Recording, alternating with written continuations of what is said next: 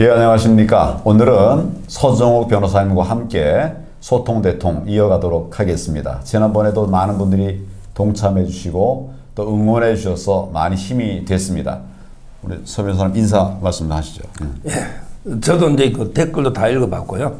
아마 이제 또 그 사이에 또 여러 사정 변화가 있으니까 오늘 이제 2탄에서 그 이후에 일들을 대담을 하면서 같이 소통하면 좋겠습니다. 예.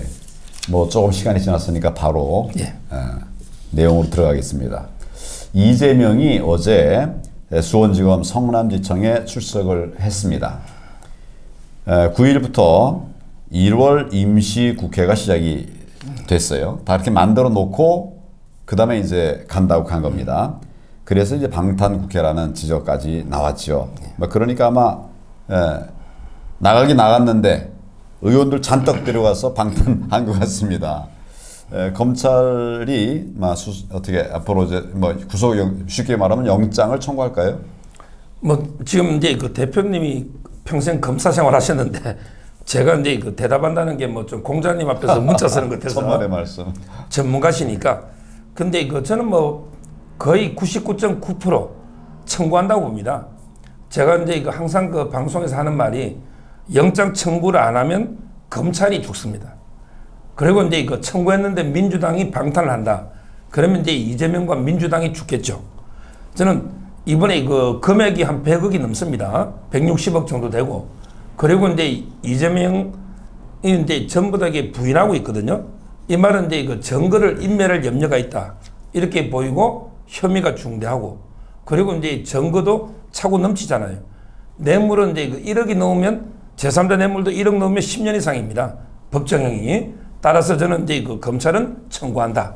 그러면 이제 그 민주당은 그걸 알기 때문에 방탄국회를 소집해놨다. 그래서 이제 그 민주당이 아마 방탄으로 부결하지 않을까 이래 예상합니다. 그 부결이 되면 구속이 안 됩니까? 그거는 이제 그 실질 심사를 할 때 체포 영장이 있어야 이제 그 48시간 잡아와가지고 신문을 하고 이제 좀 결과 나올 때까지 구금하잖아요. 그러니까 이제 동의가 없으면 아예 실질심사 받지도 못하는 이게 제도적으로 문제가 있어요. 결과적으로 이제 나중에 판결이 끝나면 구속되죠. 법정 구속은 당연히 가능하죠. 시간이 뭐 좀 지연되겠지만 그런데 저는 제가 저 출두 장면을 보면서 이런 생각이 났어요. 지난번 패스트트랙 때문에 그 엉터리 법안 만드는 것 때문에 이게 투쟁을 강하게 하지 않았습니까? 그랬더니 잔뜩 다 고소를 해놨어요. 국회 안에서 일어났던 공방인데 그걸 다 고소를 해놨어요. 이것부터가 첫째 크게 잘못됐고 그래놓고서는 계속 나오라고 하는 거예요. 우리 의원들 뭐 이렇게 고소해놓고서는 오라고. 그래서 제가 참다 안 되겠다 싶어서 제가 출두를 했습니다. 오라고도 안 했는데 자진 출두를 했어요. 그리고 다른 사람들은 나오지 말라. 내가 대표가 나왔다. 다 얘기한다. 그러니까 여러분 나오지 말라. 이렇게 제가 얘기를 했어요. 저는 사실은 대표라고 하는 사람은 책임을 지는 자리 아닙니까? 권한 행사하는 자리입니까? 책임지는 자리. 저는 이재명도 당당하게 와서 조사받지. 무슨 국회의원도 바쁜 사람들 30명, 40명을 데리고 가서 그리 하느냐. 비겁하다. 나는 그렇게 생각해요. 저도 이게 그때 그 대표님이 나가셔서 내 목을 쳐라. 그때 그렇게 말씀하지 않았습니까? 맞습니다. 내 목을 쳐라. 기억하시네. 그 장면은 이제 저 눈에 선하고요. 근데 이재명은 어제 가가지고요. 전북의 정진상 실장이 다 했거든요. 근데 그 자기는 정진상이가 그런 일 했냐? 나는 이제 전혀 모른다. 이런 식으로 모든 책임을 정진상 실장한테 떠넘기더라고요. 근데 이제 그게 물론 증거가 워낙 많아서 뭐 변명이 검찰이 통하지는 않겠지만 그렇지만 이제 그 비겁하게 옛날에는 게 유동규한테 다 떠넘겨서 척근이 아니다 하고 그 다음에 김문기 씨한테 떠넘겨서 모른다고 하고 이번에 정진상이 다 했나? 나는 모른다. 이런 식으로 이게 그 모든 책임을 밑으로 떠넘기는 이런데 그 이재명 대표는 과연 리더 자격이 있는가? 저는 이제 옛날에 대표님이 다른 사람은 용서해주고 내 목을 쳐라. 이게 진정한 리더십이 아닌가? 딱 두 분이 정말 비교되는 이런 데 장면이죠. 제가 비교되는 것조차 부끄럽습니다. 저는 사실은 자승자박이다 이런 생각을 합니다. 스스로 말하면 할수록 다 그게 본인이 엮이는 악수다. 저는 이렇게 생각합니다. 화제를 좀 바꿔서 뭐 최근에 북한 무인기 문제가 아주 많이 나오고 있지 않습니까? 예, 예. 민주당이 국회 본회의에서 현안지를 열자고 이렇게 요구를 했어요. 체포 동의안 처리는 그렇게 되면 어떻게 되는가? 결국은 체포 동의안 처리 못하게 하려고 지금 이런 임시국회를 여는 것이 아닌가? 그런 지적을 저는 하고 있는데. 그렇습니다. 제가 잘못됐습니까? 아니, 맞습니다. 저는 이제 무인기가요. 원래는 이제 민주당 때 그 2017년에 그때 그 드론이 넘어가지고요. 우리가 전혀 이게 그 발각도 못했잖아요. 30 며칠 동안 희졌다가 나중에 그 추락하고 나서 적발했거든요. 이런 식으로 이게 뻥 뚫린 그 영공, 이걸 이게 문재인 5년 동안에 완전히 안보가 무너진 거 아닙니까? 근데 이제 와가지고 뭐 드론 대책 세우자 이런 식으로 이게 무인기 대책 때문에 국회를 열자, 이거는 말도 안 되는 이제 그 핑계거리고요. 결국은 이제 이재명 대표에 대해서 이제 그 영장이 올 거니까 이게 이제 회기 중에만 방탄할 수 있잖아요. 그래서 저는 이제 그 방탄 회기를 열은 거고요. 아마 이제 검찰에서 청구하면 다시 이제 그 자기들이 저번에 이제 그 우리 노웅래 의원 이 사람들에게 6천만 원 받은 거 그때 방탄했지 않습니까? 맞습니다. 저는 이번에도 이게 노웅래처럼 방탄하지 않을까 이렇게 봅니다. 예행 연습을 한 거군요. 그렇죠. 그때는 이게 훈련이고 이번엔 이제 실제 상황이죠. 또 약간 얘기를 바꿨어. 이재명과 문재인의 만남이 있었습니다. 예. 이거 어떻게 보셨는지 한번 의견을 듣고 싶고요. 두 사람이 뭐 공동 대응을 뭐 할 거냐, 아니면 각자 도생의 길을 갈 거냐. 난 구속되기 싫다. 이렇게 책임을 떼밀면서 각자 도생 길을 갈 거냐. 어떻게 전문가로서 어떻게 보십니까? 제가 보기에 그 각자 도생할 것 같아요. 오히려 저는 이제 노웅래 때보다 표가 적게 논다 봅니다. 노웅래 때는 이제 그 160표 정도가 방탄 부결됐잖아요. 근데 그 지금 이낙연계나 또는 이제 정세균계, 그다음에 최근에 김경수까지 나왔지 않습니까? 지금 이제 그 이런 이제 친노 친문 이분들은 이제 이재명 오히려 이제 꼬꾸라지면 자기들이 당권을 장악한다. 그래야만 이게 공천권을 휘두를 거 아닙니까? 예. 이번에 보니까 의석수에 비하면 안 놓은 사람이 더 많아요. 최근에 이재명하고 가장 친한 그 연수원 동기 정성호 의원도 안 보이더라고요. 상당히 그 160명 넘는 데게 실제 온 사람은 3분의 1도 안 되거든요. 169명. 예. 3분의 1도 안 되거든요. 따라서 저는 오히려 이게 그 속으로는 겉으로는 이제 뭐 같이 막 악수하면서 우리 이제 공동 대응하자 이러지만 속마음은 이재명은 이제 이미 끝났다. 워낙 사법 리스크가 심하고 김성태까지 잡혔잖아요. 쌍방울에. 맞습니다. 따라서 이제 그 손절하죠. 이재명은 이제 끝났기 때문에 우리가 살면서 당권을 접수하자. 따라서 저는 두 사람의 연대는 어렵다. 오히려 이제 그 표도 저는 이제 국회 투표해보면 노웅래 때보다는 훨씬 작게 나오거나 잘못하면 이게 통과될 수도 있는 동의안이 이렇게 봅니다. 무기명 투표잖아요. 보통은 이제 법률 문제는 제가 설명을 했었어야 되는데 예. 오늘 서 변호사님과 같이 하니까 제가 안 해도 답이 딱딱 나오니까 너무 좋네요. 예. 김만배라고 있지 않습니까? 예. 김만배의 소위 뭐 언론 게이트 이런 것들이 이제 터졌는데 이 김만배의 언론 게이트에 대해서도 한번 의견을 듣고 싶습니다. 제일 심한 게 이제 그 한겨레 신문 아닙니까? 한겨레의 그 석진환 기자가요 9억을 받았거든요. 그런데 그래서 한겨레가 사장부터 다 물러났잖아요. 저는 이제 그 기자가 이제 거액을 받고 기사를 유리하게 이제 다 써줬거든요. 이거는 이제 김영란법을 넘어서 가지고 배임 수재죄. 왜냐하면 이제 기자도 성실하게 그 기사를 쓸 의무가 있으니까 배임 수재죄로 이제 그 형사처벌을 해야 되고요. 지금 이제 그 한겨레 하면 김의겸이도 그 출신이거든요. 저는 이름 이제 그 한겨레인데 제가 극단적으로 한겨레가 아니고 이제 그 한걸레 아니냐. 한괴레가 아니고요. 뭐 걸레처럼 걸레 예. 뭐 괴뢰도 되고 이런데 그 송정이 정론 행사하면서 얼마나 이게 가짜 뉴스 많이 퍼뜨렸습니까?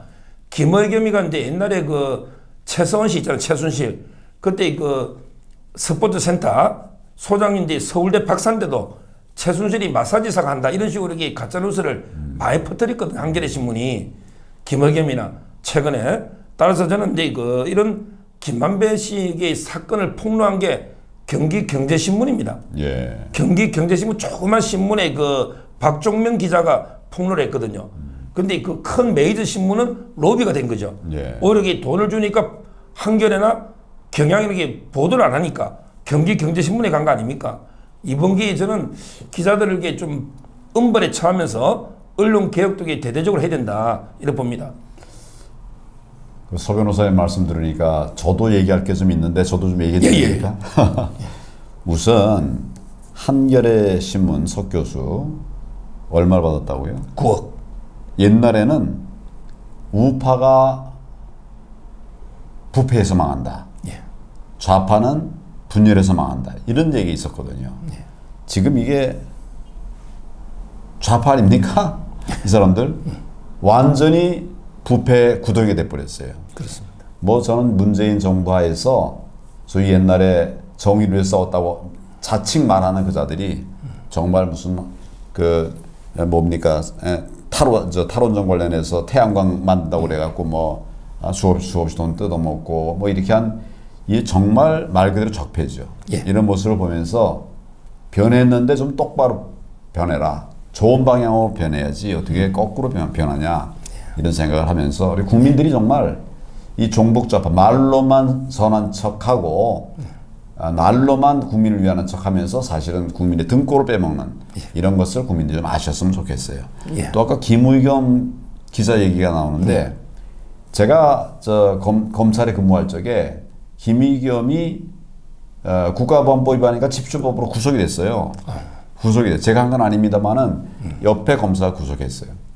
법정에 가보니까 법정에 피고인으로 나왔거든요. 구속됐었을 거예요. 내 기억에 그런 것 같아요. 호송관들이 있는데 교도관들 이렇게 호송하고 있는 사람 그 밀쳐내고 법대에 올라갔어요. 법대에. 이게 요즘으로 말하는 이런 법대가 아니라 그 당시 대법원 대법정이거든요. 거기에서 뛰어 올라가가지고 뭐 거기서 막 구호 외치고 막 그랬어요. 그러니까 민주주의를 인정하지 않는 민주주의 파괴자인데 나는 그래서 뭐 좀 그 깨끗하긴 한가 그랬더니 요새 나오는 걸 보니까 더럽기 짝이 없더라고요. 그럼요. 결국 이제 그때 원래 대변인은 관사에 못 가잖아 청와대. 근데 불법으로 관사를 들어가가지고 그 돈을 다 모아가지고 투기를 해가지고 그때 연끌해가지고 막 사퇴도 하고. 근데 은근슬쩍 지금 국회 비례로 들어와 있는데 이번에 이것도 더 탐사라고요. 그 한동훈 장관하고 이제 윤석열 대통령 술자리 간 거 이것도 명백히 가짜뉴스를 했거든요. 저는 이런 경우는 이제 엄하게 민형사 책임 물어야 된다 봅니다. 그러니까 이제 공관에 간 거는 가도 되는 겁니까? 안 되는 거죠 대변인은. 가서 이제 전세 보증금 아끼려고 그런 모양이죠. 그렇죠. 그런 겁니다. 치사한 녀석입니다. 화제가 많아서 좀 화제를 바꿔서 교육감 선거와 관련해서 뭐 과도한 비용에 대한 비판도 있고 또 시도지사 런닝메이트 그런 문제가 있으니까 시도지사 런닝메이트로 교육감을 내보내도록 하자 이런 법안이 발의가 됐습니다. 이 문제에 대해서도 좀 생각해 보셨습니까? 제가 이제 고민하는 게 선거를 많이 치러보면요. 두 개 선거가 오히려 이제 대통령 선거나 국회의원 선거는 이제 조금 이게 비교적 깨끗해지는데 가장 이게 혼탁한 게 그 교육감 있잖아요. 교육감 선거가 이제 가장 혼탁하고 오히려 이제 불법이 판치는 이거는 이제 그 정당도 아니기 때문에 정당처럼 이게 지원을 못 받잖아요. 그리고 이제 그 후보 개인이 돈을 부담하기에는 막대한 비용이 들거든요. 서울시 교육감 하더라도. 그러다 보니까 이제 정교조처럼 조직력이 있는 사람은 돈을 십시반 모으니까 정교조가 이게 다 그냥 뭐 석군해버리거나 아니면 이게 우리 우파 쪽에서 놀라면 단합도 안 되고 분열되면서 그리고 이게 돈을 깨끗하게 모으기 좀 어렵지 않습니까? 따라서 저는 뭔가 이게 가장 지금 혼탁하고 부패했기 때문에 개혁은 좀 필요하다. 뭔가 이게 지금 제도는 아니다. 근데 지금도 사실상 보수 교육감, 뭐 진보 교육감 이렇게 나오잖아요. 그럴 바에는 아예 그냥 진보는 어차피 이게 다 민주당 좌파니까 정교조는 그러면 이게 너 정교조는 민주당하고 러닝메이트하고 또 이게 우리 보수는 한 명을 우리가 단일화를 할 수 있기 때문에 러닝메이트면 그러면 이게 분열할 염려가 없잖아요. 이번에도 이게 저희가 보수 교육감이 다 합치면 이겼거든요. 근데 표가 다 분산돼 버리지 않습니까? 서울에서. 교육감의 경우에. 예. 그렇다면 이게 오히려 러닝메이트를 했으면 저희가 한 명을 단일 후보로 만들 수가 있잖아요. 그러면 이게 이길 수도 있거든요. 따라서 제가 이제 전문가는 아니기 때문에 깊이 뭐 답은 모르겠지만 뭔가 이게 개선이 필요하고 이런 안도에게 좀 한번 논의해볼 가치는 있다 봅니다. 그 소위 다른 선거도 그렇지만 교육감 선거에 관해서는 그동안 계속 특히 우리 보수 교육감 후보들이 난립하는 것이 제일 큰 문제였습니다. 난립. 예. 그러니까 좌파도 초기에는 난립하는데 초기엔 여러 명이 나오는데 조금 지나면 정리가 됩니다. 정리가 되는 방법에 대해서는 뭐 우리가 짐작할 수는 있죠. 예. 정리가 돼요. 근데 우리 우파 교육감들은 거의 이게 통합이 안 돼요. 하나가 안 되니까 뭐 세 명은 너무 말도 안 되고 둘이 나가도 사실은 우리가 어려운 싸움 아닙니까? 그래서 결국은 이렇게 경합을 하다가 뭐 그중에 우리가 예상할 수 있는 시점이 있죠. 그때는 이제 이게 통합을 해서 원팀으로 한 대표가 나가야 단일화해서 나가야 이길 수가 있다. 그런데 거기 또 심각한 문제가 있더라고요. 뭐냐면 선거 운동을 초기에 이제 한참 하다가 우열이 가려지면 뭐 네가 그만둬라 내가 하겠다 이래 얘기가 될 거 아닙니까? 근데 그렇게 되면 이미 돈을 너무 많이 썼어요. 아까 소 변호사님 얘기하신 것처럼 교육감 선거가 돈이 더 많이 든다는 거예요. 예. 그 돈 더 썼어요. 그 이제는 내가 10% 15%라도 받아야 보전을 받죠. 예. 그러니까 그 보전 받기 위해서라도 이제 포기하면 안 되는 거예요. 뭐 이런 판이 돼 버렸어요. 그러니까 이게 해결 방법이 잘 없습니다. 이게 어제 오늘 일이 아니고 제가 기억하기로는 뭐 거의 20년 넘은 얘기거든요. 예. 그래서 뭐 저도 런닝메이트로 해서 시도지사하고 또 교육감이 함께 나가면 그러면 이게 따로 나가니까 저 자치단체장하고 교육감이 엇갈리 소위 그 잘못된 행보를 한단 말이죠. 이렇게 되면 결국 그 지역이 망하는 것이다. 예. 난 지역을 살리기 위해서는 런닝메이트가 좋지 않겠나 이런 생각을 하고 여쭤본 건데 혹시 뭐 제 생각이 저도 틀린 게 있습니까? 근본적으로 동감합니다. 예. 예, 거의 똑같습니다. 예. 예.